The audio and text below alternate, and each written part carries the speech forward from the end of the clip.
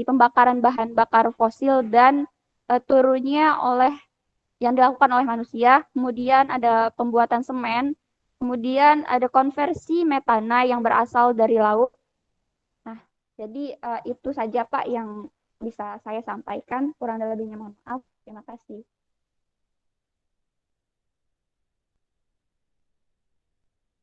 Oke, ya. Komplit deh, Lisa, walaupun tidak ada di pertemuan minggu lalu. Ya, mungkin sedikit saran saya ya, peningkatan 2018, 19, dan juga ada 17. Jadi kalau rekan-rekan kan memiliki hak untuk tidak mengikuti perkuliahan secara 100%. Asalkan kalau mau ikut ujian kan minimal kan 80% kehadirannya. Nah, rekan-rekan, nah ini, kalau ada hal-hal event atau apa segala macam yang menyebabkan mayoritas atau banyak dari anggota kelas rekan-rekan yang tidak hadir, usahakan sebelum mulai perkuliahan melapor ke dosen yang bersangkutan. Ya, kemarin ada sertifikasi, tidak masalah, bahkan itu bagus, kalau saya dukung gitu kan, rekan-rekan mau ikut itu tidak masalah. Satu kelas pun mau ikut sertifikasi juga nggak masalah sebenarnya gitu, saya akan carikan jawab pengganti. Nah cuma itu tadi ya beberapa dosen juga agak kaget gitu kan, karena ya kelasnya kosong atau sepi gitu. Padahal yang isi kelasnya 50, 60, yang datang 20-an, yang 30-an gitu. Kan jadi pertanyaan bagi dosennya. Di kedepannya apapun alasan rekan-rekan gitu, usahakan sebelum mulai perkuliahan itu konfirm ke dosen masing-masing. Seperti itu. Terima kasih pada Elisa. Oke, tadi Elisa sudah Iya Pak, menjelaskan dengan sama-sama. ya, Elisa sudah menjelaskan dengan cukup lengkap apa yang saya terangkan kemarin. Oke, nah hari ini kita akan masuk kembali ke dalam materi yang berbeda. Oke, saya coba share screen. Ini kita review lagi ya.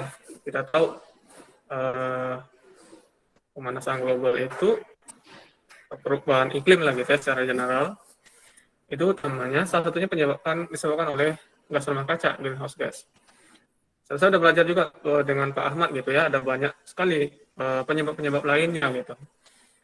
Nah, namun yang salah satu penyebab yang paling sering gitu ya, karena kan kita tahu perubahan iklim itu selalu terjadi sepanjang sejarah bumi. Bumi sudah melalui beberapa kali perubahan iklim. Nah, rata-ratanya kenaikan suhu bumi itu akan disertai dengan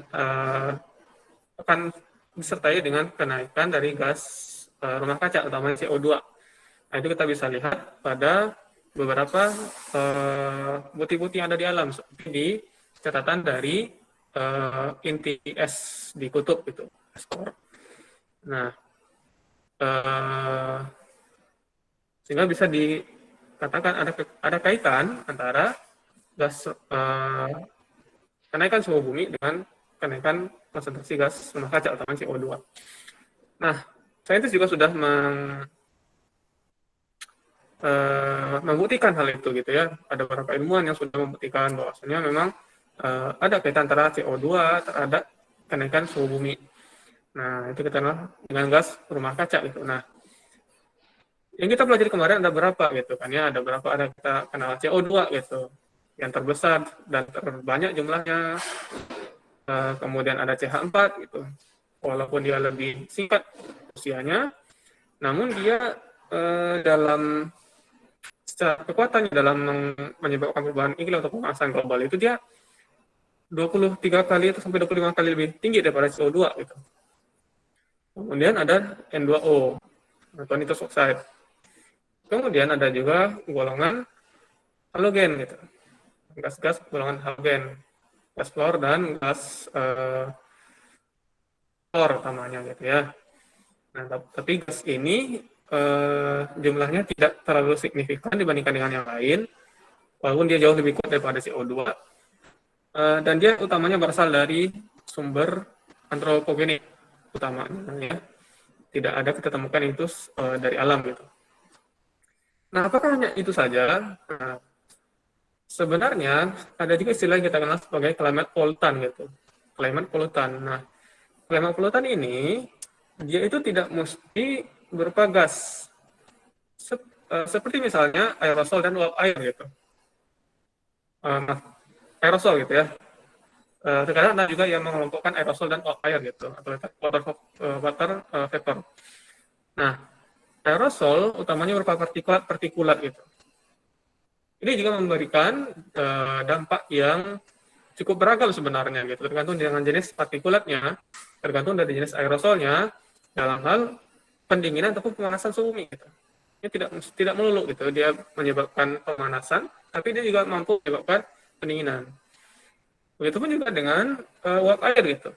Nah, uap air dianggap salah satu penyebab gas rumah, satu penyebab pemanasan global yang paling besar gitu, comparable dengan CO2 sebenarnya.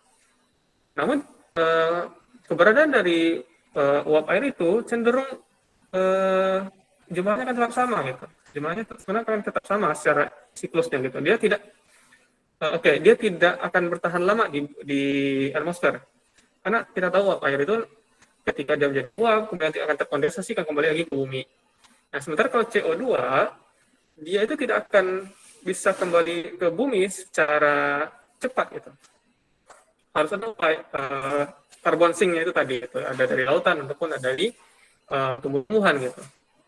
Nah, ada banyak sekali sebenarnya climate pollutant itu.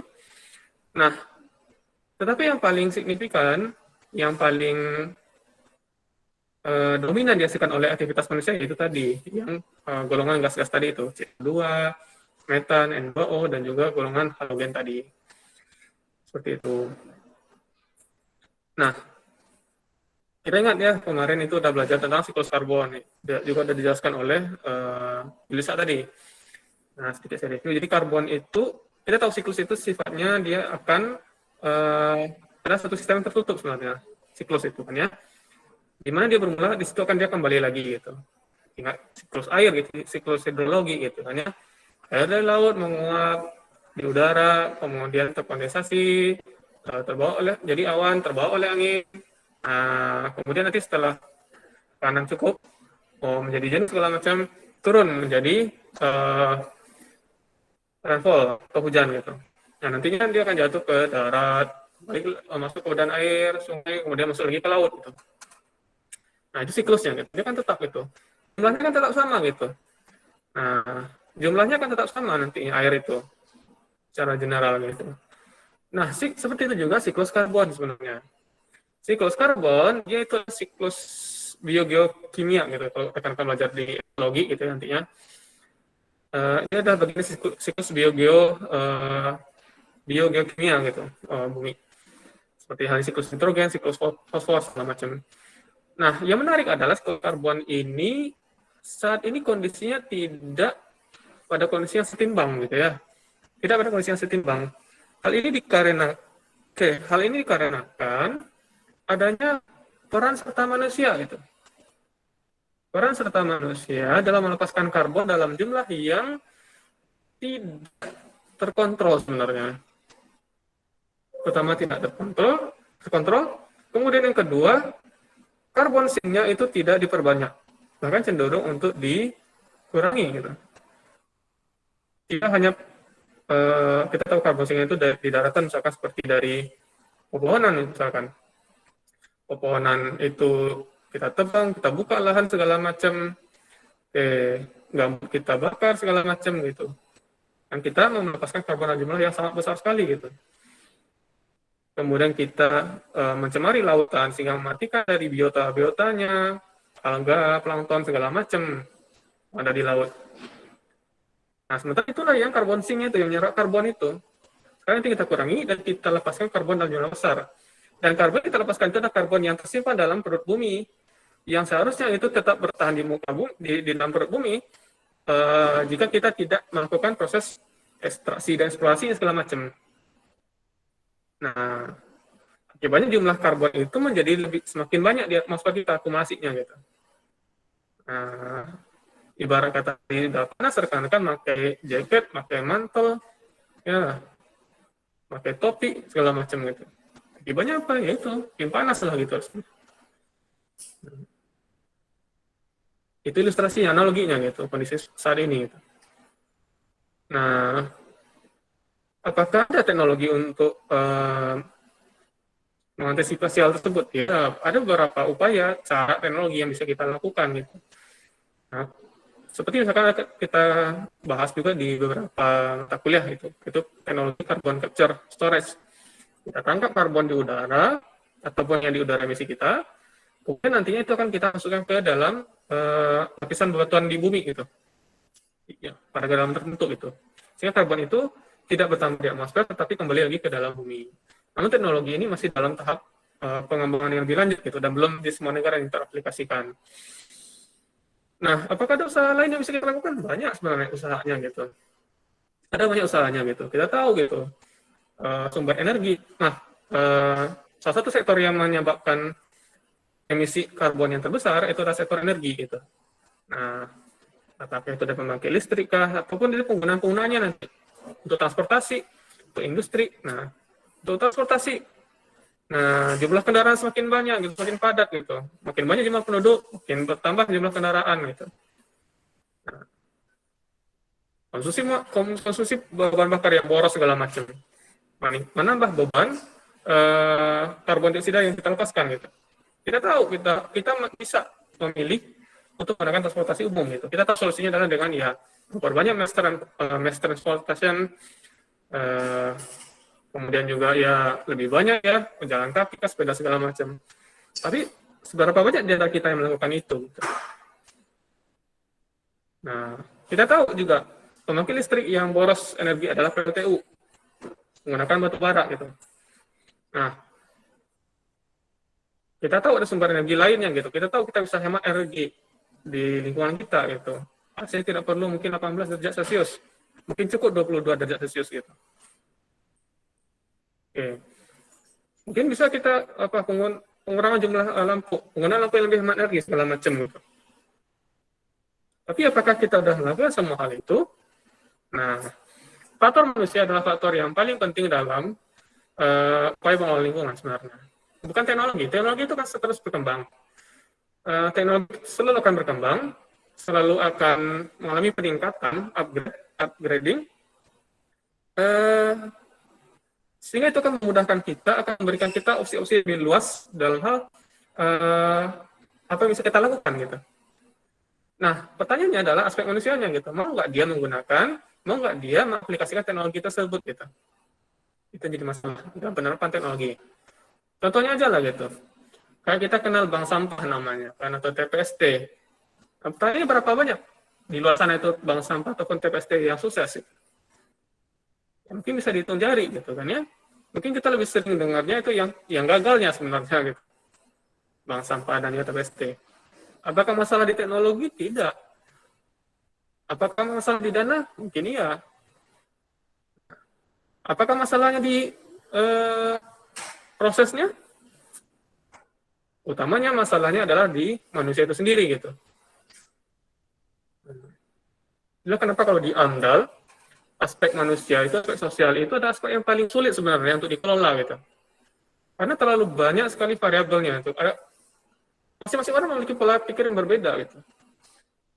Kepala boleh sama itu, tapi isinya beda-beda gitu. Nah, jadi kita nggak bisa menyamaratakan gitu. Oke, ini ada air sungai yang butuh diolah adalah keruhannya gitu. Bisa kita lakukan misalkan dengan pemberian koagulan, kemudian kita aduk dengan cepat dan kemudian kita aduk dengan lambat, nggak bentuk vlog, kita endapkan, kita saring, kita kasih desinfektan, dah bisa kita minum. Gitu. Bisa kita bikin alur seperti itu. Tapi kalau manusia gimana? Gitu? Oh manusia jadi masalah adalah penerimaannya gitu. Banyak yang nolak segala macam. Hei, kita kasih duit pas segala macam. Apakah selesai masalah? Belum tentu gitu. Ya, ada banyak variabel, ada banyak hal-hal yang tidak pasti gitu dalam hal pola pikir manusia gitu. Padahal manusia yang paling terdampak terhadap lingkungan sebenarnya gitu. Ketika kita merubah lingkungan, tentunya lingkungan akan melakukan ya kita ingat aksi dan reaksi gitu. Kita lakukan aksi, maka lingkungan akan bereaksi gitu. Nah, apakah lingkungan yang akan menderita? Ya, lingkungan itu mungkin akan rusak, tapi lama-lama dia akan pulih sendirinya gitu. Lama-lama dia akan pulih sendiri, menemukan cara untuk pulih sendiri gitu. Self healing. Tapi dalam proses self healingnya, apakah kita bisa ikut beradaptasi? Nah, itu yang jadi masalah gitu. Bumi itu terus mengalami perubahan iklim gitu ya. Sepanjang masa hidup bumi ini sudah hampir 5 miliar tahun gitu. Selalu terjadi perubahan iklim gitu. Berdasarkan periode-periodenya gitu kan ya, tentunya. Nah, bumi itu tetap ada gitu. Ya mungkin makhluk di atasnya mungkin yang akan berganti-ganti gitu. Dulu mungkin ada dinosaurus, kemudian habis dinosaurus ada mamalia darat yang besar-besar gitu kan, ada mamut segala macam gitu. Terus punah digantikan makhluk lain, itu manusia gitu. Nah kita juga akan seperti itu gitu. Kalau kita tidak mencoba untuk menjaga bumi gitu, maka kita akan tergantikan dengan yang lain. Ya mungkin itu juga yang kita kenal dengan kiamat gitu. Wallahu a'lam gitu kan ya. Nah, jadi aspek sosial, aspek manusia inilah sebenarnya yang paling sulit untuk kita kendalikan gitu, termasuk juga dalam adaptasi dan mitigasi perubahan iklim. Padahal mereka itulah yang paling terdampak dari perubahan iklim itu sendiri gitu. Oke, kalau kita ingat istilah pembangunan berkelanjutan gitu. Nah, intinya pembangunan berkelanjutan itu adalah bagaimana kita menggunakan sumber daya yang ada sekarang ini tanpa adanya kerugian yang dirasakan oleh anak cucu kita nantinya gitu. Nah, seperti itu. Kurang lebih seperti itu intinya gitu. Pembangunan berkelanjutan itu berdiri atas 3 pilar. Lingkungan hidup, sosial dan ekonomi. Aman bagi lingkungan hidup, kemudian layak secara ekonomi, dan diterima secara sosial gitu. Nah, seperti itu juga pada perubahan iklim itu. Aspek lingkungan hidupnya tetap terjaga. Dari segi ekonomi, dia itu menguntungkan, visible, layak. Kemudian aspek sosial, yaitu bisa diterima gitu. Dengan mempertimbangkan faktor-faktor di dalamnya gitu. Apa saja faktornya? Ya ini tadi. Ini faktornya.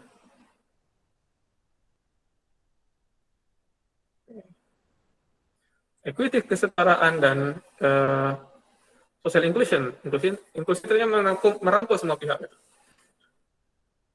Nah, hak asasi, partisipasi, pemerintahan, kerjasama, solidaritas, dan pendidikan.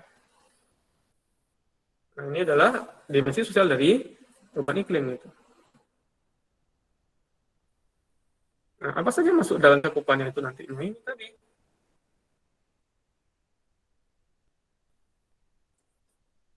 Berkaitan dengan aspek sosial gitu. Ya, mungkin usia, kelamin, ras, etnis, kemudian tingkat kemiskinan, ya, tempat tinggal, pendidikan, diskriminasi, akses, ya, macam-macam gitu.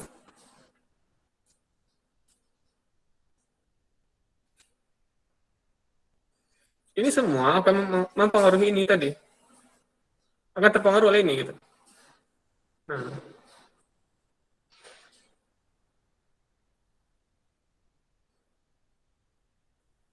penyebab perubahan iklim. Akibatnya apa saja nih? Kenaikan suhu, kemudian tingkat hujan yang meningkat gitu, cuaca yang ekstrim, kemudian peningkatan muka air laut. Ini semua nantinya akan berdampak pada hal ini. Dan nanti akan memberikan dampak bagi aspek sosial ini. Itu.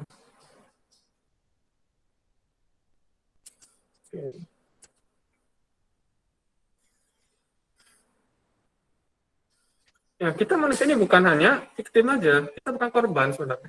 Bukan hanya korban gitu. Ya kita korban juga dari dampak negatif perubahan iklim. Tetapi kita juga penyebabnya nih. Namun kita juga lah yang mampu untuk mengubah kondisi saat ini. Gitu. Bagaimana kita mencegah upaya kita dalam hal mencegah perubahan iklim gitu ya dalam jangka waktu yang dekat. Gitu.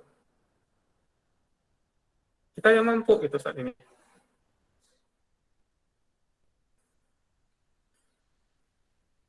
Nah, dampaknya sebenarnya itu kita nih yang paling banyak merasakan gitu.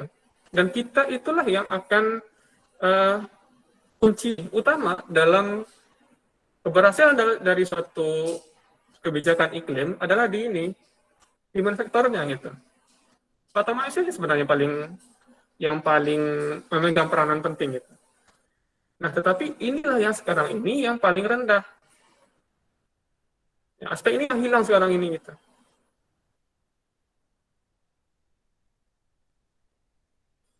Nah, sama sekali. Teknologi mungkin ya terus mengalami perkembangan segala macam. Tetapi manusia ini, kesadaran manusia ini masih jauh dari memenuhi, terutama para pengambil kebijakan gitu.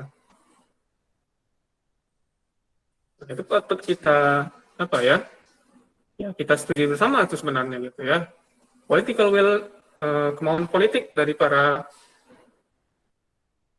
pemegang suara kebijakan gitu ya, para pengambil keputusan di pemerintah gitu. Itu masih ditanda tanya gitu. Nah, rekan-rekan mungkin tahu gitu ya kasus yang cukup menarik itu sebenarnya terkait dengan gugatan terkait dengan pencemaran udara kepada pemerintah gitu ya. Nah, di pemerintah di tiga provinsi, Jakarta, Banten, sama Jawa Barat gitu, kalau salah, dan juga pada pemerintah pusat. Nah, itu mencakup Menteri Kesehatan, kemudian Menteri Lingkungan Hidup, dan juga Pak Presiden Jokowi. Nah, setelah beberapa kali penundaan, sidang segala macam, kemudian diputuskan bahwasanya pemerintah yang bersalah terkait dengan dampak dari perubahan kualitas udara gitu, penurunan kualitas udara gitu, sehingga pemerintah dihukum untuk meningkatkan standar kualitas udara. Ya diperhatikan ya, standar dihukum untuk meningkatkan standar kualitas udara untuk meningkatkan kualitas hidup yang layak gitu. Hal yang apa ya? Bukan kalau saya melihat gitu, kalau saya pribadi melihat itu bukan hukuman sebenarnya, itu kewajiban pemerintah gitu, memastikan kehidupan yang layak itu. Dan sudah sepatutnya itu ditingkatkan kualitas hidup negara kita. Gitu. Tetapi apa yang dilakukan oleh pemerintah gitu ya? Kalau pemerintah daerah itu tidak, untuk 3 provinsi itu setahu saya tidak melakukan banding. Pemerintah pusat itu melakukan banding gitu. Saya nggak tahu sekarang bagaimana kejadiannya gitu ya. Sekarang kan saya tahu gitu, dan mungkin saya salah menyampaikan atau salah menginterpretasi dari kasus itu. Tapi dari yang saya baca, pemahaman saya seperti itu, dan itu hal yang cukup ya, menarik sebenarnya untuk kita bahas bersama sebenarnya. Nah, seperti itu kurang lebih gitu. Nah, para pengambil kebijakan kita gitu ya, ya nggak tahu apa pertimbangannya segala macam. Memilih untuk banding, mempertahankan status quo untuk peningkatan kualitas kehidupan kita dalam hal udara bersih gitu. Nah, ini sangat-sangat menarik sebenarnya. Oke. Dan sebenarnya kita itu terdampak itu karena lingkungan yang terdampak sebenarnya. Kita melakukan satu hal, kita melakukan satu aksi, menimbulkan reaksi dari lingkungan gitu. Reaksinya berupa apa gitu. Ya ini tadi gitu.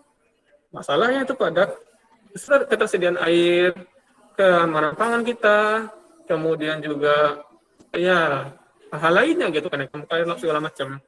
Yang ini nantinya akan mempengaruhi dari kualitas hidup manusia juga nantinya gitu, aspek manusianya itu.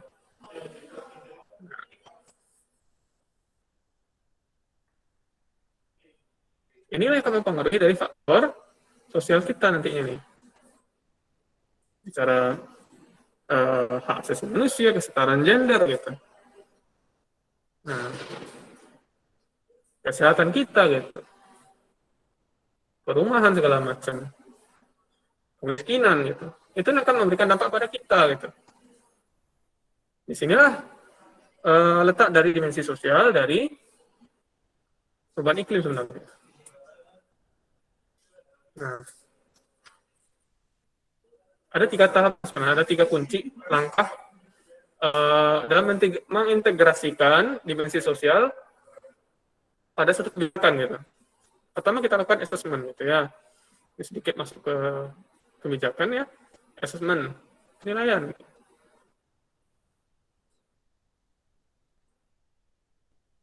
Nah, kita ingin tahu dulu nih, apa dampak konsekuensi pada masyarakat itu. Baik itu positif kah, negatif kah gitu. Ketika kita ingin melakukan suatu kebijakan. Tadi gitu, kita mau bikin transportasi massal gitu. Transportasi massal yang mana itu nantinya akan ya tentunya akan mengurangi konsumsi bahan bakar kita, yang mana nantinya akan mengurangi emisi dari gas rumah kaca gitu. Nah, tapi ini penting juga untuk kita ketahui dulu aspek sosialnya. Bagaimana nanti aspek sosial nanti? Bagaimana nanti masyarakat yang berposisi sebagai ya itu tadi orang yang bergerak di bidang transportasi tadi misalkan ya apa taksi online kah, ojek online kah, segala macam gitu. Gimana dampaknya gitu? Positif negatif itu kita pertimbangkan di awal. Yang prosesnya nantinya. Bagaimana memang ketika proses kebijakan itu nantinya dikeluarkan mampu merangkul semua pihak gitu nanti. Kemudian nanti pada hasil gitu. Setelah kebijakan itu dilaksanakan tentunya perlu ada monitoring gitu, ada evaluasi gitu. Dan ada penyusunan kembali nantinya gitu. Karena apa yang kita hasilkan kebijakan tersebut tentunya akan memiliki dampak yang beragam sebenarnya. Dampaknya mungkin berbeda dari yang kita harapkan gitu karena kompleksitas dan dinamitas dari kondisi di lapangan gitu. Maka penting kita lakukan pemantauan, kita lakukan evaluasi dan penyesuaian terhadap kebijakan yang telah kita terapkan. Nah, inilah tahapan sebenarnya dalam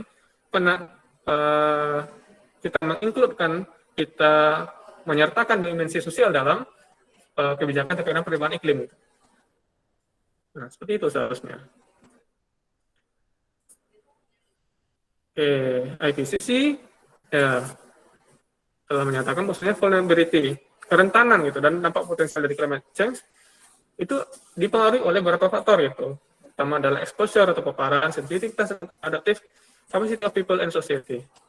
Kerentanan satu negara, satu wilayah terkait dengan perubahan iklim itu karena ini manusianya nih, siap nggak kita gitu? Mampu nggak kita beradaptasi terkait dengan parameter-parameter iklim yang berubah itu? Semakin kita tidak siap, semakin kita tidak mampu, semakin kita tidak menyiapkan diri kita, nah, itu hal yang berbeda itu ya.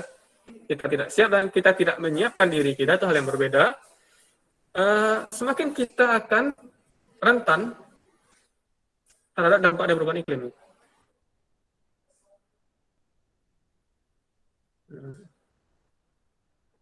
Yang penting itu kita pahami.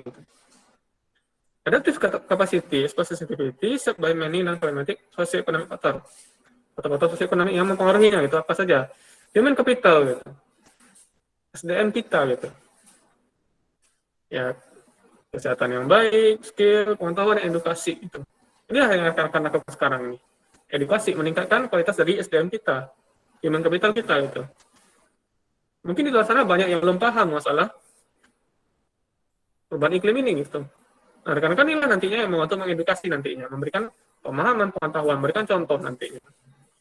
Social capital gitu. Nah, itu tadi. Setelah kita memiliki pengetahuan, memiliki background pendidikan, dan jadi sarjana ya, tentu lebih mudah orang mempercayai kata-kata dari seorang sarjana itu dibandingkan kata-kata dari orang tak berantak. Ya, background pendidikan itu terus terang sejujurnya itu memberikan pengaruh itu. Dokter yang ngomong di forum dengan sarjana yang ngomong di forum.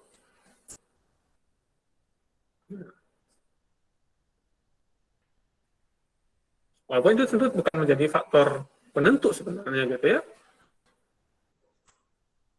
Ya bisa saja orang yang pendidikannya lebih rendah malah lebih bagus dalam hal usaha untuk perubahan iklim. Banyak kasusnya seperti itu. Para politisi di sana itu yang duduk sebagai ya pimpinan kita gitu. Memiliki latar belakang pendidikan yang bagus. Tapi apakah mereka memiliki environmental behavior yang baik juga?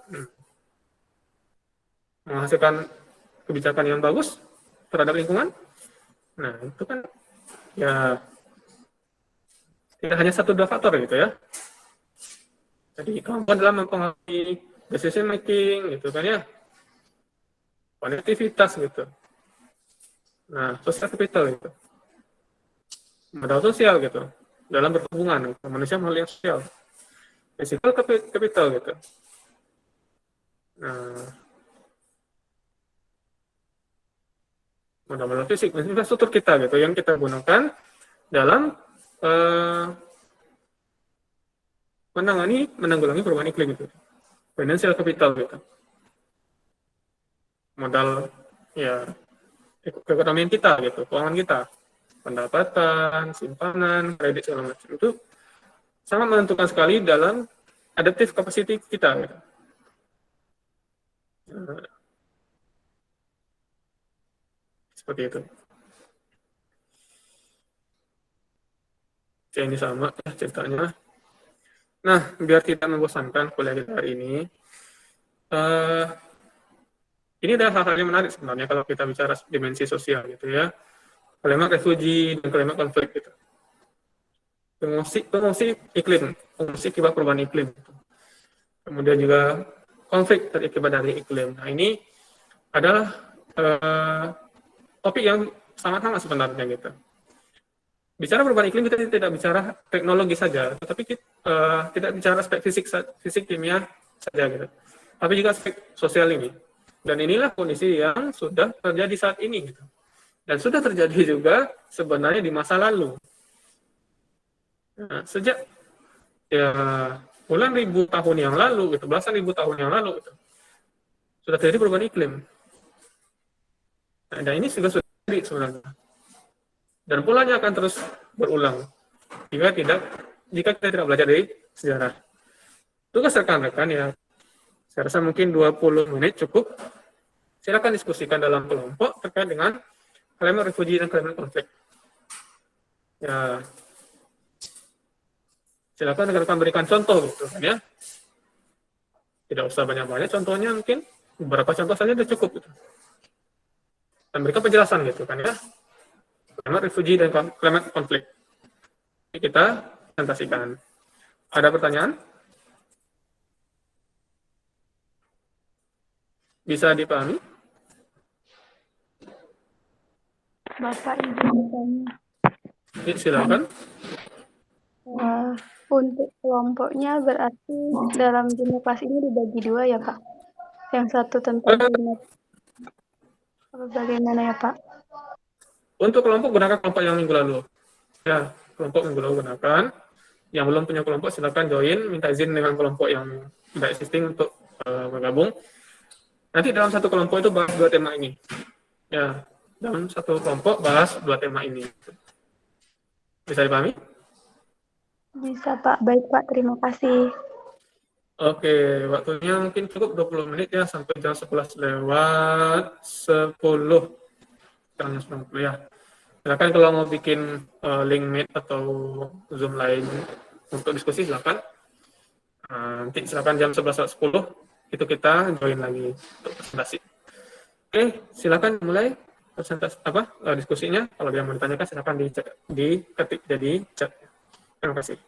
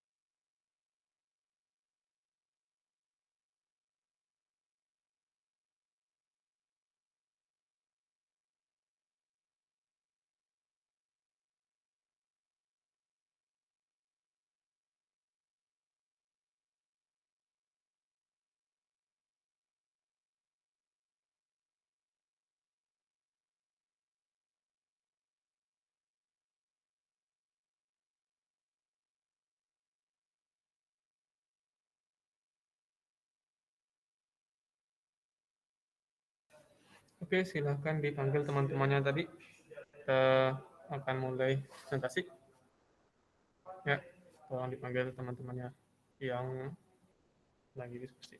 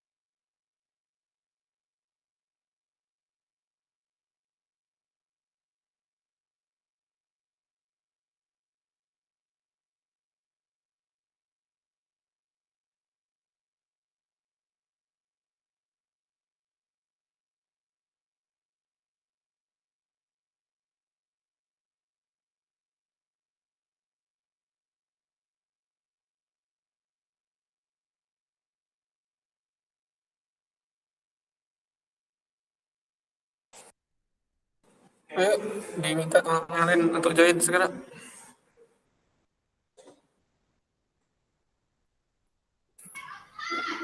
Maaf Pak, kurang jelas Pak.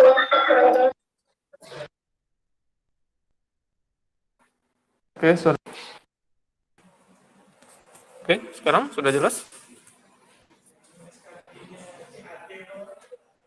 Sudah Pak.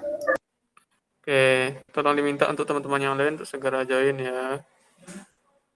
Terima kasih.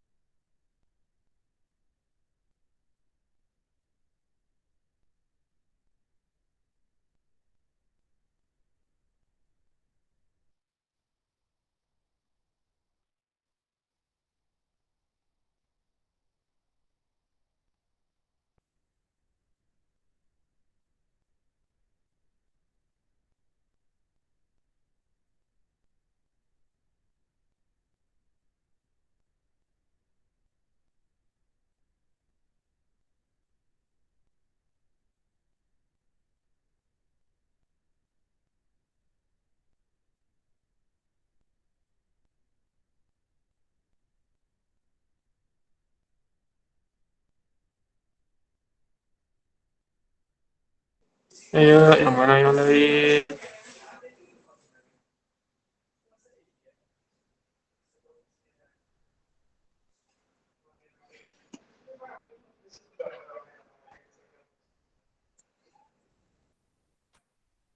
Udah. Ini gimana maunya nih? Mau lanjut atau mau udahan?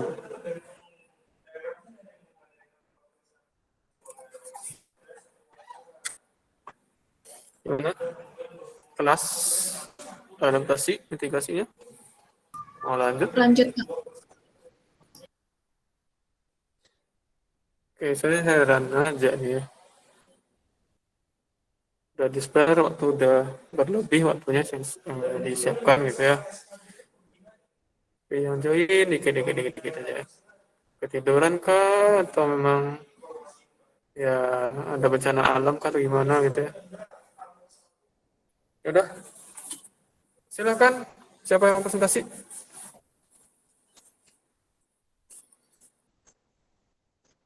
Kelompok berapa yang mau presentasi?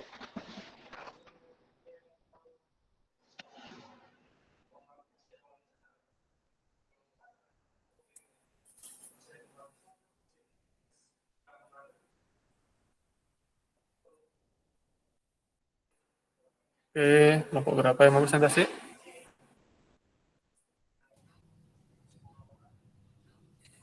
Kelompok 2, Pak. Oke, kelompok dua silakan.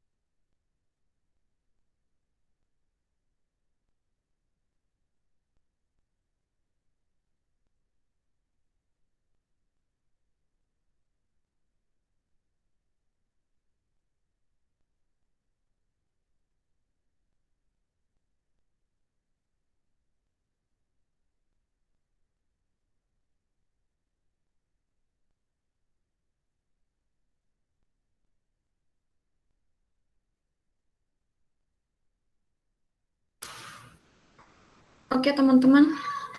Kelompok 2 akan melakukan presentasi kepada teman-teman kelompok 2. Silakan.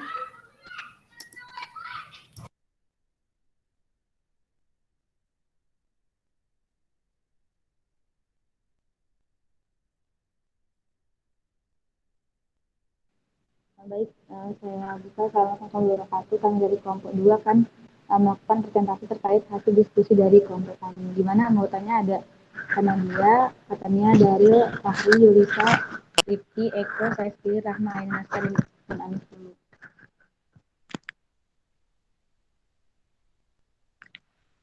Baik, selanjutnya Pak.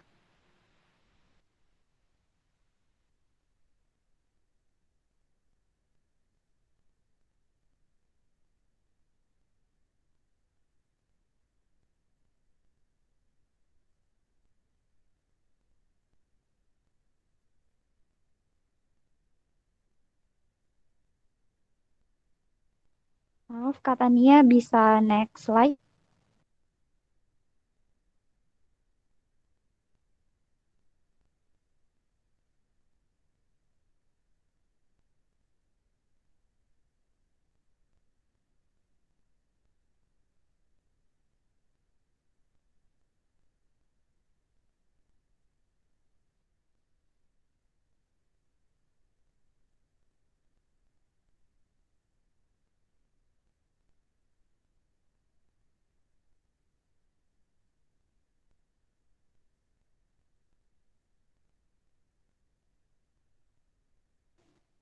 Baik, di sini ada studi kasus di mana badai tropis besar yang terbentuk dalam beberapa tahun terakhir. Menurut statistik yang diterbitkan oleh Internal Displacement Monitoring Center pada tahun sejak 2008, di mana rata-rata 264 juta orang di seluruh dunia terpaksa mengungsi akibat banjir, badai, angin, gempa bumi, atau kekeringan karena perubahan iklim, di mana hal ini setara dengan satu orang yang dipindahkan setiap detiknya. Kemudian bergantung pada frekuensi dan skala bencana alam yang cukup besar sering kali terjadi, di mana terjadi fluktuasi yang cukup signifikan dalam jumlah total pengungsi dari satu tahun ke tahun berikutnya, di mana tren selama beberapa dekade terakhir terus meningkat. Banyak yang mencari pelindung di negara mereka sendiri, tetapi beberapa terpaksa pergi ke luar negeri, di mana dengan perubahan iklim, jumlah pengungsi iklim akan meningkat di masa depan. Sejauh ini, respon nasional maupun internasional terhadap tantangan ini masih cukup terbatas dan perlindungan bagi orang-orang yang terkena dampak masih belum memadai. Apa yang menambah kesenjangan dalam perlindungan orang-orang seperti itu yang sering digambarkan sebagai pengungsi terbatas, yaitu dijelaskan bahwa tidak ada definisi yang jelas untuk kategori orang ini. Kemudian yang terakhir ini hanya perlu untuk orang-orang yang memiliki ketakutan dan beralasan akan dianiaya karena ras, agama, kebangsaan, keanggotaan kelompok yang mampu atau tidak mau mencari perlindungan dari negara asal mereka. Baik. Jadi sebelumnya istilah pengungsi iklim ini menunjukkan bahwa ada orang yang sesuai dengan definisi tersebut mungkin memiliki hak atas beberapa jenis status atau hak untuk mengungsi dari dampak perubahan iklim di negaranya. Baik, untuk penjelasan selanjutnya bisa dilanjutkan oleh rekan saya.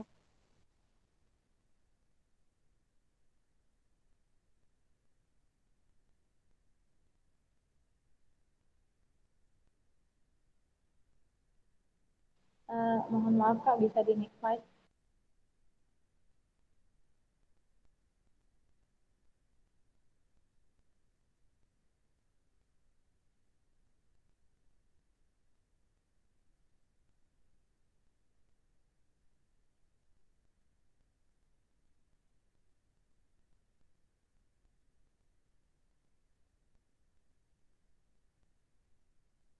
Baik, masuk ke climate conflict, di mana untuk perubahan iklim terjadi konflik. Salah satunya itu perubahan iklim mengancam keamanan manusia terkait dengan pangan, air, dan ketersediaan tempat hidup. Karena adanya perubahan iklim tersebut secara tidak langsung tentunya berpengaruh kepada meningkatnya intensitas konflik dan munculnya konflik baru terkait dengan perebutan sumber daya tersebut.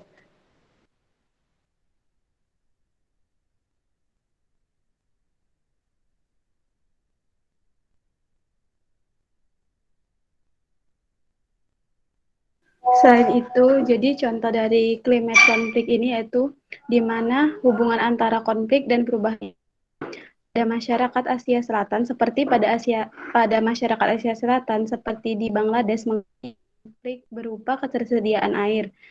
Sungai mengering sehingga kemunculan ikan tidak diprediksi. Oleh karena itu, periode sektor pertanian mengalami perubahan dalam masa panennya, bisa berupa badai yang merusak ataupun kekeringan yang berkepanjangan.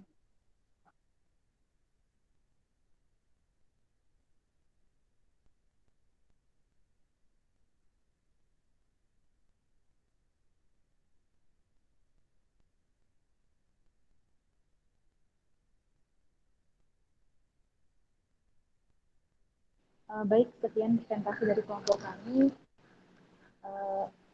Saya kembalikan ke moderator Kak Tania.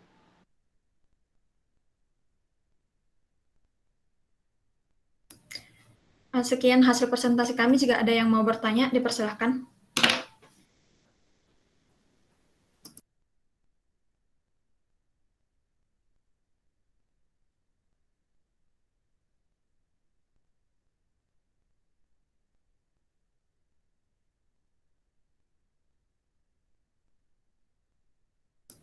Apakah ada yang mau ditanyakan?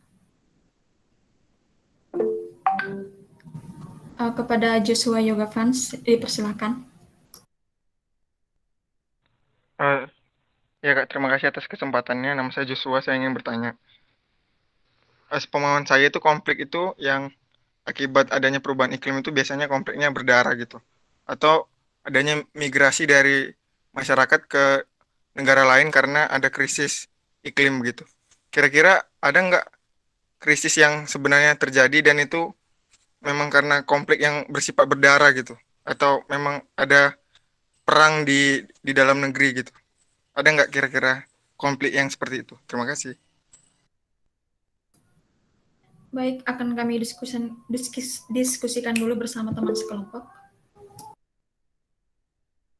Kepada Keja, persilahkan.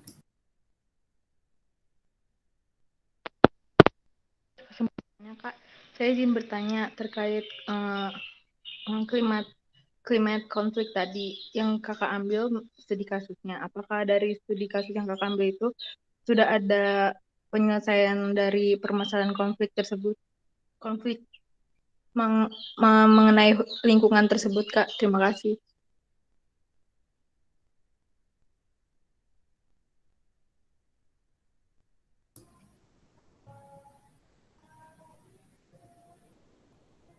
Baik, akan dijawab oleh teman saya. Kepada teman-teman kelompok 2.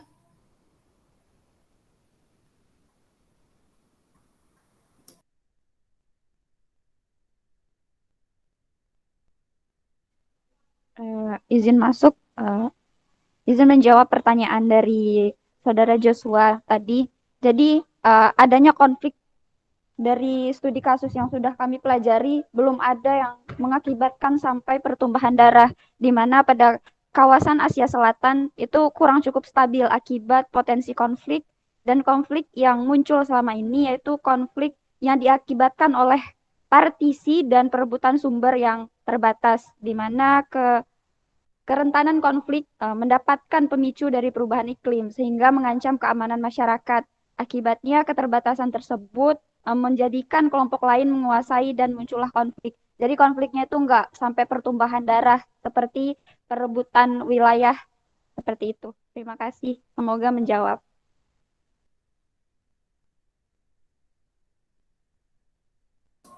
Kepada Joshua, apakah menjawab atau mau ditambahin sesuatu gitu?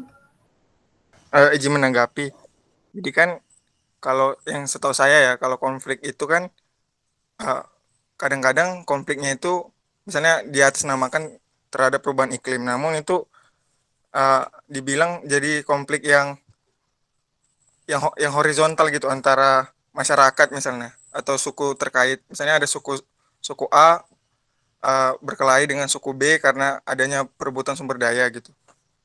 Nah, itu bisa dikatakan konflik karena iklim atau karena konflik dengan uh, antara konflik dengan iklim atau krisis karena adanya dampak sosial gitu yang ditimbulkan.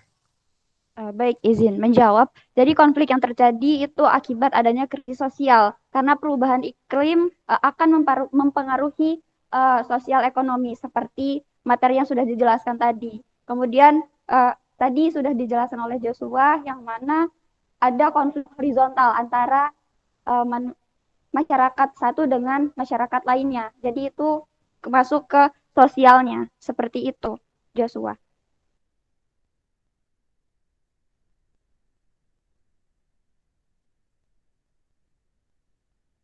Bagaimana Joshua? Apakah ada yang ingin ditambahkan? Oke, terima kasih atas jawabannya, sudah cukup menjawab. Baik, terima kasih untuk pertanyaannya.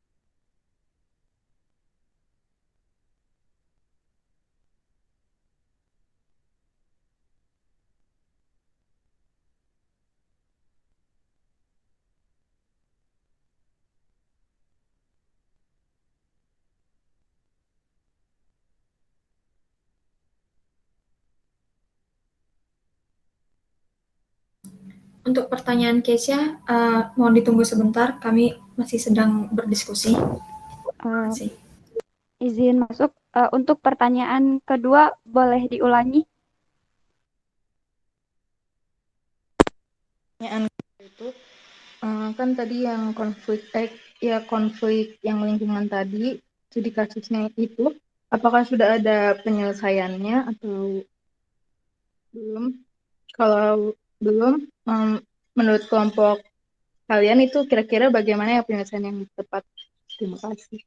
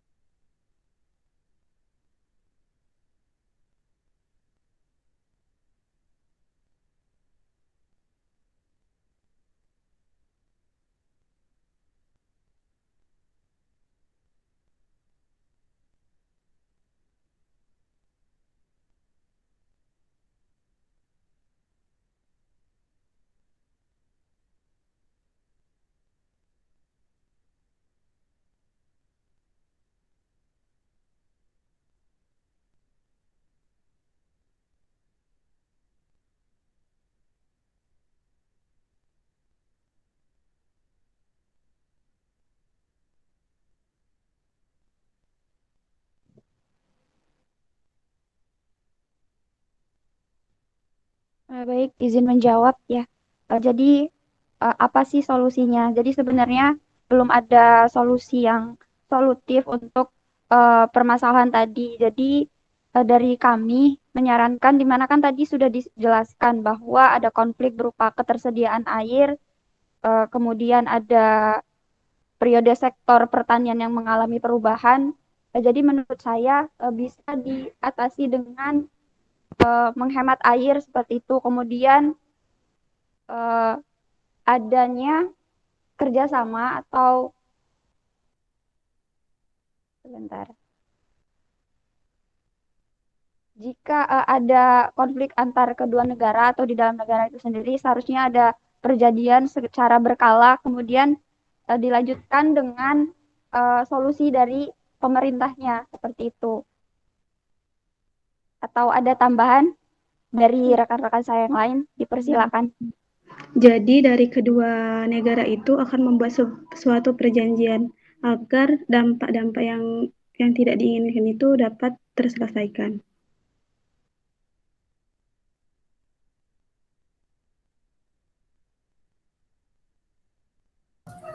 Untuk Keisha bagaimana? Apa ada yang mau ditanggapi atau diterima? Apakah jawabannya diterima? Nah, diterima Kak. Terima kasih Kak. Oke, kepada Joshua dan Keisha, terima kasih untuk memberikan pertanyaannya. Sekian untuk pemaparan kami dan dari hasil diskusi kami. Terima kasih. Saya kembalikan kepada Pak Alfian.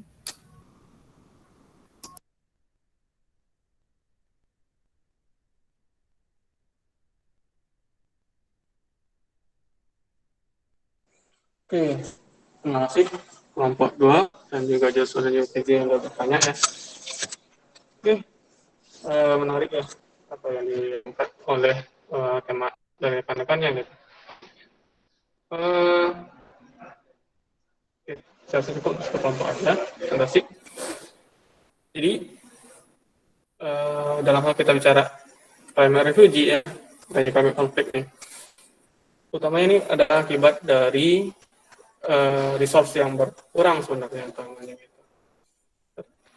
Itu dikibatkan perubahannya parameter-parameter iklim tadi, itu seperti curah hujan, suhu, nah kemudian intinya itulah ya, karena saat kekeringan segala macam utamanya. Juga wilayahnya yang terjadi kerusakan akibat dari kenaikan permukaan laut ya, seperti masyarakat-masyarakat di pesisir. Kemudian akibat dari cuaca-cuaca ekstrim gitu, badai, siklon segala macam gitu, seperti yang banyak terjadi di daerah Pasifik umpamanya. Ada banyak kena case-nya gitu ya, climate change ini ada banyak case-nya. Kalau climate konflik gimana Pak? Ada gitu, ada beberapa case-nya, dan itu saya sampaikan tidak hanya terjadi di masa sekarang, dari dulu sebenarnya gitu. Kalau rekan-rekan pahami ya, kalau kita tidak salah dulu seperti peradaban dunia gitu kan ya, peradaban awal gitu yang terdampak akibat adanya perubahan dari parameter iklim gitu. Banyak peradaban yang mengalami kehancuran gitu, invasi dari peradaban yang lain gitu. Seperti peradaban di rekan tahu di lembah Indus, Mohenjo-daro dulu kan kita kenal itu. Nah itu juga terutama masa Arya juga salah satu penyebabnya diduga adalah akibat dari perubahan iklim gitu. Parameter iklim yang berubah gitu, kekeringan segala macam, atau invasi ke bangsa yang ada di lembah Indus itu. Seperti itu salah satu contoh.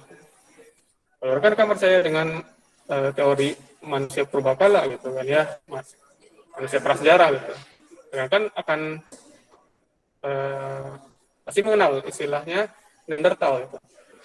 Neanderthal adalah ya kalau dipercaya menurut para ahli, beberapa ahli, bahwasanya itu adalah bentuk kehidupan manusia modern yang pertama awal-awal. Tapi Neanderthal itu tidak ikut berevolusi sampai sekarang ini. Diduga penyebab dari kemusnahan dari Neanderthal itu adalah akibatnya itu tadi, berkurangnya wilayah kawasan mereka, kemudian munculnya Homo sapiens ya, yang mana lebih mampu beradaptasi dengan lingkungan gitu. Yang mana ketika antara Homo sapiens dan Neanderthal itu berada pada masa yang sama dan juga sering terjadi konflik. Akibat menipisnya wilayah yang bisa mereka eksplorasi gitu. Nah, kalau kakak percaya dengan teori manusia purbakala itu. Oke, kurang lebih seperti itu ya. Jadi setidaknya rekan dah paham, udah tahu gitu. Maksudnya ini adalah masalah sosial gitu. Dan yang jadi masalah utamanya adalah ini akan mencakup manusia dalam wilayah yang sangat luas sekali gitu. Dalam jumlah yang banyak dan dalam wilayah yang luas. Iklim itu tidak berlaku hanya pada satu kecamatan, satu kelurahan saja gitu. Tapi pada satu daerah yang luas. Nah, kalau satu daerah itu udah mengalami ekstrim event cuaca ekstrim segala macam kekeringan yang ekstrim, tidak mau mereka harus berpindah gitu. Baik dalam negaranya ataupun keluar dari negaranya. Gitu.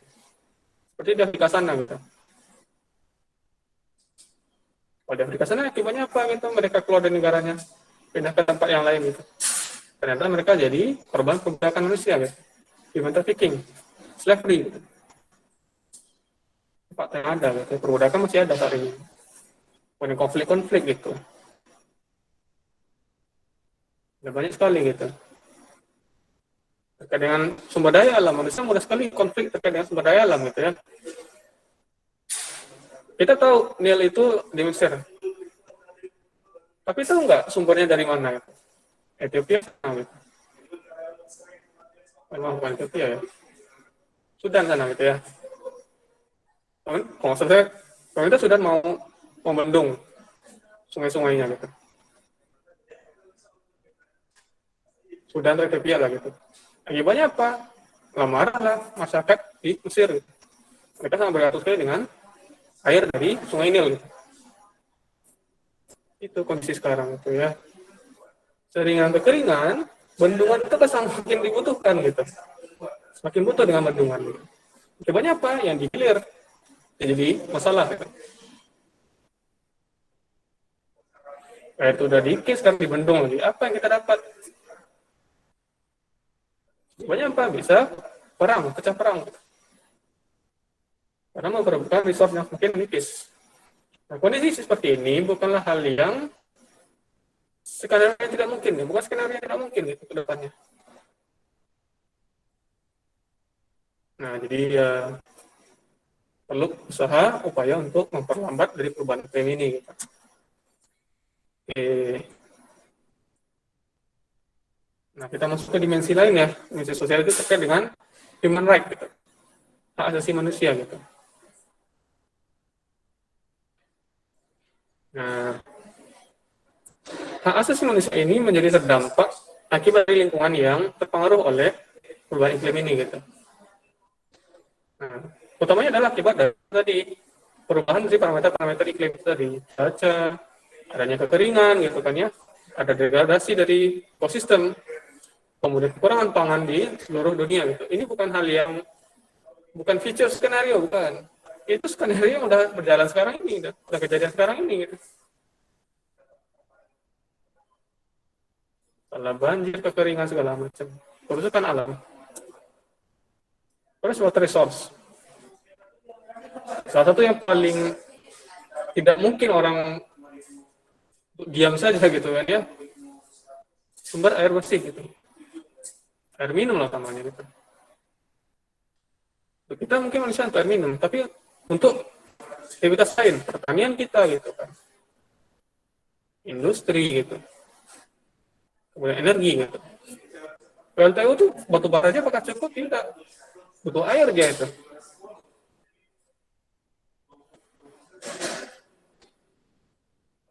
Jadi mempengaruhi apa? Energi tadi, kemudian ketersediaan air, keamanan pangan kita gitu.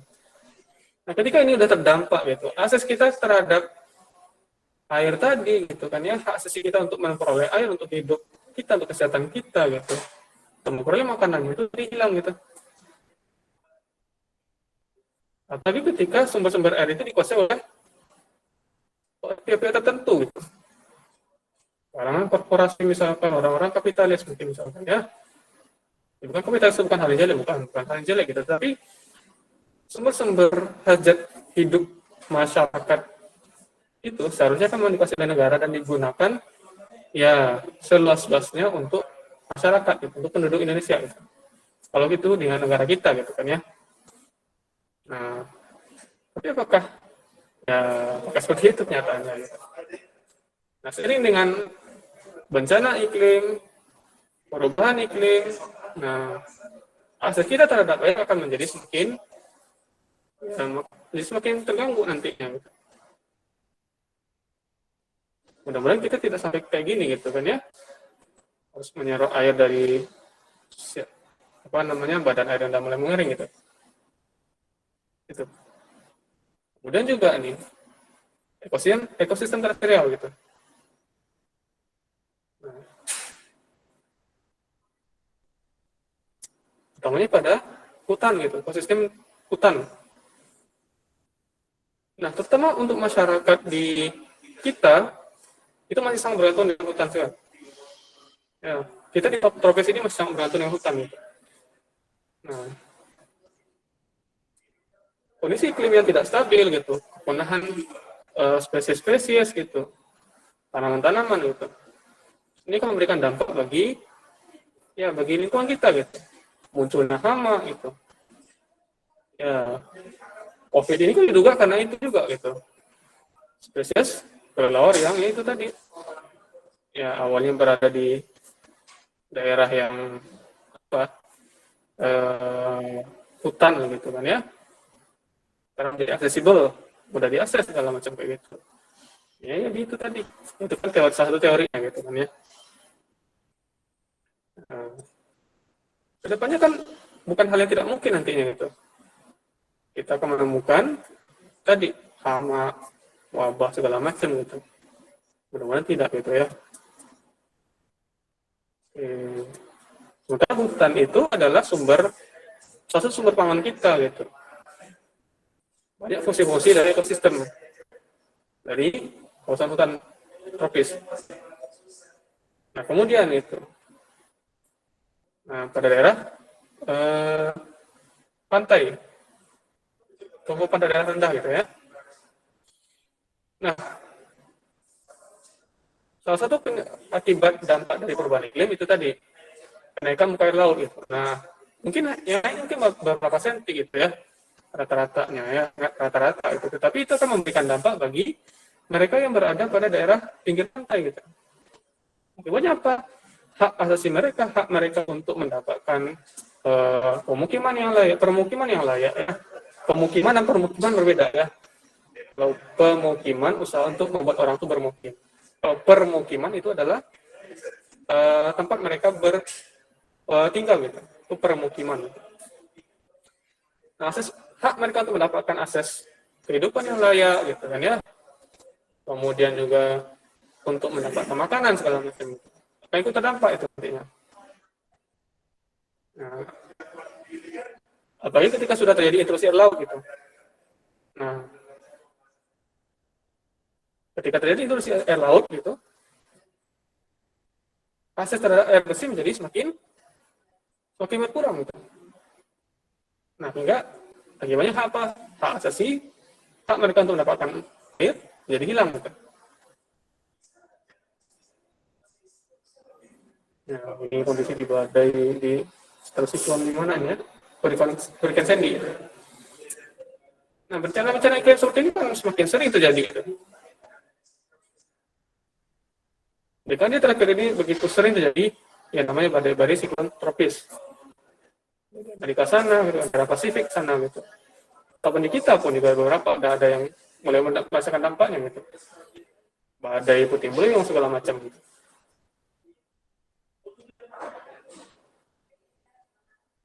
Nah, seiring terjadinya cuaca ekstrem seperti itu, itu tadi. Nah, yang paling terdampak adalah mereka yang di daerah pinggir pantai gitu. Ini ketahanan pangan kita gitu. Nah, sebenarnya ada dua kemungkinan ketika terjadi perubahan iklim. Pertama itu tadi, beberapa tanaman pangan akan meningkat produktivitasnya. Ya, ini tidak selalu menurunkan. Ada beberapa tanaman pangan yang akan meningkat produktivitasnya, dan ada yang akan berkurang produktivitasnya. Kemudian perubahan iklim. Terutama pada daerah yang subtropis itu, nah, iklim yang makin hangat, maka produktivitasnya akan semakin tinggi. Gitu. Nah, tapi itu tadi, ketika adanya itu kekeringan yang ekstrim, curah hujan yang ekstrim gitu, itu juga akan mempengaruhi dari keamanan pangan kita gitu. Sawah gagal panen gitu, karena hujan segala macam. Kekeringan yang menjadi-jadi gitu. Nah, termasuk kita di Asia Tenggara ini belum bisa dikatakan aman gitu. Karena kita sangat tergantung sekali dengan makanan pokok kita gitu, beras. Silakan rekan-rekan cek itu di beberapa riset, apakah tanaman pokok kita itu akan terkena dampak yang masif kah akibat dari perubahan iklim ke depan. Gitu. Akses kepada hak untuk memperoleh makanan, hak untuk kesehatan kita, gitu, hak untuk hidup, hak untuk kehidupan yang layak, gitu. Sudah standar. Ini akan terkena dampak. Nah, masyarakat di perkotaan gitu. Nah, jadi bencana-bencana iklim gitu, banjir segala macam. Nah, itu dari perubahan iklim. Gitu. Kemudian daerah pedesaan gitu. Utamanya mereka yang sangat bergantung sekali dalam hal pertanian gitu, dan juga dari katakan perikanan mungkin, itu perikanan air tawar maupun air laut dan sumber-sumber daya alam. Gitu. Kemudian tambah lagi dengan kondisi di mana ya kemiskinan lebih banyak tersebar di daerah rural ya, pedesaan pinggiran. Tingkat pendidikan yang rendah, keterisolasian gitu akibat dari ya kondisi geografisnya. Gitu. Jalan terputus akibat longsor segala macam, badai. Akibatnya apa? Semakin menderita mereka yang di sana. Sehingga hak asasi untuk memperoleh makanan, memperoleh air, untuk hidupnya, sanitasinya, itu jadi hilang. Gitu. Kemudian juga tingkat penghidupan yang layak dan kemiskinan. Gitu. Yang paling terdampak sekali itu tadi, mereka yang bergerak di bidang usaha yang memanfaatkan sumber daya alam gitu. Seperti misalkan para petani itu tadi. Ya, mereka yang bergantung pada hutan gitu. Ketika hutannya rusak, gimana lagi gitu. Kemudian apa lagi? Bukan hanya mereka saja yang terdampak secara langsung. Ketika makanan sudah mulai langka, energi mulai langka gitu. Kemudian konflik yang menjadi seperti tadi gitu kan ya, memperebutkan sumber daya alam. Kemudian permukiman yang hancur lulu lantak segala macam. Atau guna uang lagi nanti. Ya, enggak kan kemiskinan kita nanti. Nah, ini ya kalau ini kan tidak ada di kita ya, ini pemukiman salah satu suku di Alaska gitu kan ya, yang sangat bergantung sekali dengan alamnya gitu. Suku ini gitu. Ketika es mulai mencair, permukaan air laut makin meningkat gitu. Mau tidak mau mereka harus ya itu tadi harus berpindah lagi. Di kita bagaimana? Ya itu tadi masyarakat yang di kawasan pinggir pantai. Daerah di Jawa yang kita dengar gitu kan ya. Yang seiring dengan setiap tahun mengalami abrasi layar laut itu. Coba tengok pinggir pantai kita gitu seperti apa? Apakah makin menjorok daratan kita ke sana gitu, ataukah lautnya yang makin hampir kita gitu.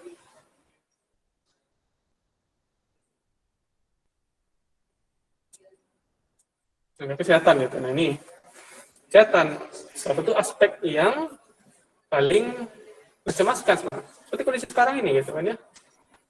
Jadi paksa beradaptasi gitu dengan kondisi sekarang. Harus vaksin kita, mau kuliah kita ya online seperti ini gitu, dari jauh-jauh gitu. Mana-mana harus menunjukkan sertifikat vaksin segala macam.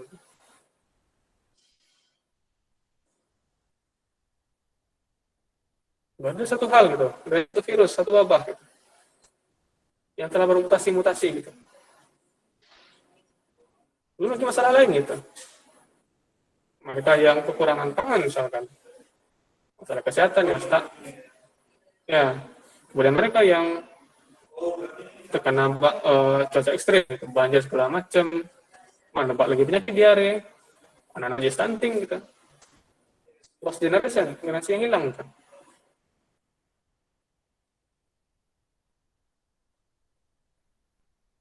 Ya. Daerah yang biasanya tiada nyamuk menjadi ada nyamuk gitu. Ya. Karena daerahnya dingin, nyamuk gak tahan dingin. Ya. Kemudian daerahnya mulai menghangat daerahnya, sehingga nyamuk mulai bisa berkembang di sana, merebak lagi di sana. Gitu. Demam berdarah, malaria, cikungunya, kasih gajah segala macam. Itu pun dengan masalah-masalah lainnya gitu kesehatan. Ya. Nah, rekan-rekan yang mau membaca lebih dalam lagi, mau mempelajari lebih dalam lagi terkait dengan ya pengaruh perubahan iklim terkait dengan asasi manusia, silakan cari buku ini. Climate Change and Human Rights. Ya, menarik sekali dari buku ini gitu ya, bagaimana ya pengaruh dari aspek sosial gitu. Satunya terkait dengan human rights ini gitu. Sangat mempengaruhi sekali pada kitanya gitu. Hak asasi manusia itu kan hak yang tidak kita peroleh gitu. Hak kita yang kita miliki dari lahir gitu. Hak kita untuk hidup, hak kita untuk belajar gitu, untuk berusaha, untuk memiliki akses terhadap air bersih, air minum, macam-macam gitu. Dan itu akan terganggu. Ya. Semua orang akan berebut untuk memperoleh hak itu tadi. Banyak apa itu tadi, konflik-konflik muncul. Para pengungsi jadi banyak gitu. Itu tadi.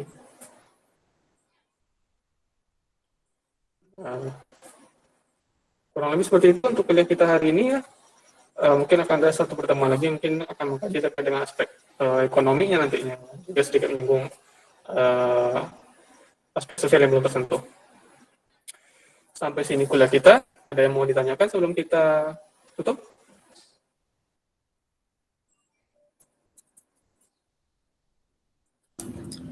Pak, izin bertanya, tapi terkait tugas, Pak. Jadi kan yang minggu kemarin itu dispen ikut sertifikasi, itu kira-kira bisa nyusul nggak Pak tugasnya Pak, yang GRK di pertemuan kemarin itu Pak? Oke, silakan nanti. Itu kan linknya udah ada di, link assignment udah ada di Classroom. Jadi silakan rekan-rekan yang sudah tampil, rekan-rekan yang sudah membuat dan hadir dan membuat di minggu lalu, silakan kumpulkan. Kemudian kemudian rekan-rekan yang tidak hadir nanti silakan dibentuk satu kelompok dan buat PPT dan makalahnya gitu ya terkait dengan GRK. Ya, PPT dan makalah bagi rekan-rekan yang tidak hadir. Jadi silakan per kelompok, bikin dalam kelompok. Nah, kemudian ini untuk tugas hari ini, rekan-rekan yang tampil tadi kelompok 2 ya, kalau nggak salah ya, komputernya, silakan nanti upload di assignment-nya itu PPT, cukup PPT-nya saja terkait dengan tugasnya tadi. Bagi rekan-rekan yang lain yang tidak present, tidak tampil, silakan kumpulkan PPT dan makalahnya. Oke, jadi bikin PPT dan makalah bagi yang tidak tampil. Bagi yang tampil, silakan cukup kumpulkan saja PPT-nya pada link Classroom-nya. Oke, itu saja. Untuk absen nanti akan saya kirimkan QR code-nya. Silakan bagi yang tidak bisa absen, seperti biasa lapor ke ketuanya. Itu saja kuliah kita hari ini. Terima kasih. Mudah-mudahan menjadi ilmu yang bermanfaat. Kalau ada kesalahan saya mohon maaf. Kita cukupkan kuliah hari ini.